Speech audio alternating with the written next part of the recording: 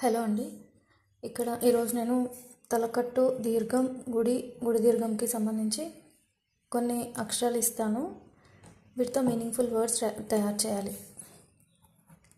SIM, కాగుడిస్తే కి, ఆ, ట, మీ, హం, టి, ది, పి, క, స, కి,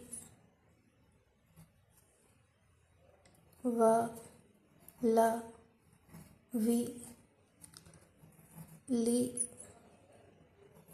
బి, జ,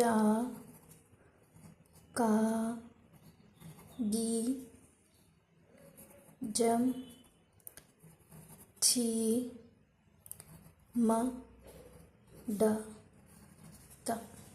For example, simham, simham, and one more, pita. ఇలా ఎన్ని ఎక్కువ వర్డ్స్ వస్తే అన్ని వర్డ్స్ తయారు చేయొచ్చు.